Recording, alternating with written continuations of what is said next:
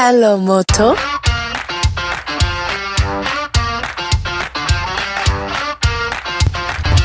জয় হিন্দ বন্ধুরা, আমি সেলিম আর আপনাদের সকলকে টেক্সি বাড়ি চ্যানেলে স্বাগত জানাই।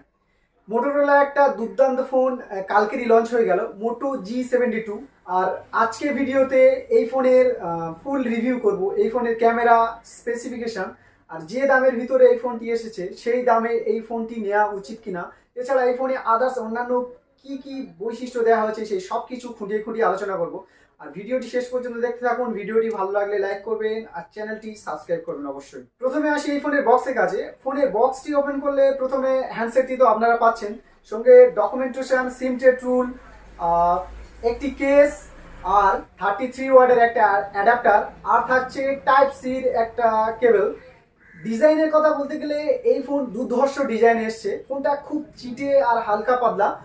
ফোনের ওজন 165 গ্রাম হবে। আর এই ফোনটি থিকনেস 7.5 mm থিকনেস হবে। ইন হ্যান্ড ফিল খুব ভালো এবং এর পিছনে যে গ্লাসটা ব্যবহার করা হয়েছে সেটা খুব হার্ডি গ্লাস। সব দিক থেকে দেখতে গেলে ফোনের ডিজাইনটা খুব সুন্দর আর ফোনটা দেখতে খুব সুদর্শন। এবার আসি এই ফোনের ডিসপ্লের কাছে, যে এই ফোনের সবচেয়ে হাইলাইট যেটা এই ফোনের ডিসপ্লে। এর ডিসপ্লেটা 6.6 ইঞ্চি POLED ফুল HD প্লাস ডিসপ্লে। আর POLED ডিসপ্লে অ্যাকচুয়ালি ফ্ল্যাগশিপ ফোনে দেখা যায়, কিন্তু এই দামের ভিতরে POLED ডিসপ্লে দিয়েছে, এটা খুব বড় কথা। POLED ডিসপ্লে থাকার কারণে এই ফোনের বেজেলসটা খুব কম এবং এর ডিসপ্লে ব্রাইটনেসটা খুব বেশি।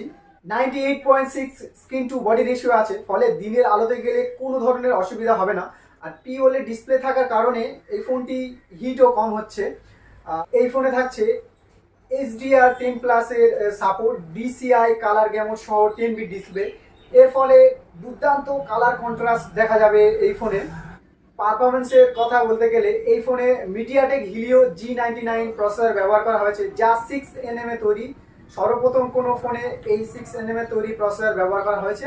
এছাড়া এই ফোনে 120 হার্টজ রিফ্রেশ রেট সহ 576 হার্টজ টাচ স্যাম্পলিং রেট ব্যবহার করা হয়েছে, যার ফলে স্মুথলি ভাবে অ্যাপগুলিকে ওপেন করে যাবে এবং গেমিং এর সময় কোনো ধরনের অসুবিধা হবে না।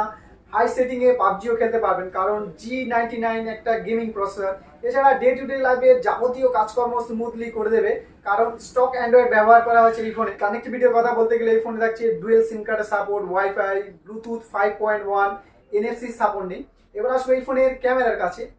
ক্যামেরার কথা বলতে গেলে এই ফোনে ট্রিপল রেয়ার ক্যামেরা সেটআপ থাকছে, যার মধ্যে 108 মেগাপিক্সেল মেন ক্যামেরা। আর এই মেন ক্যামেরা থেকে দুর্দান্ত ছবি তোলা যাবে।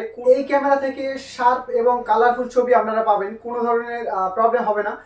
লো লাইটে ফটো তোলার জন্য এখানে নাইট মোড দেওয়া হয়েছে। নাইট মোড অন করলে ফটোতে নয়েজ কম পাবে আর খুব ভালো ফটো তোলা যাবে। এছাড়া 8 মেগাপিক্সেলের আলট্রা ওয়াইড লেন্সও দিয়েছে, এর ফলে মোটামুটি বেশ ভালো আলট্রা ওয়াইড ক্যামেরা তোলা যাবে এবং 2 মেগাপিক্সেলের ম্যাক্রো দিয়েছে, এটা মোটামুটি।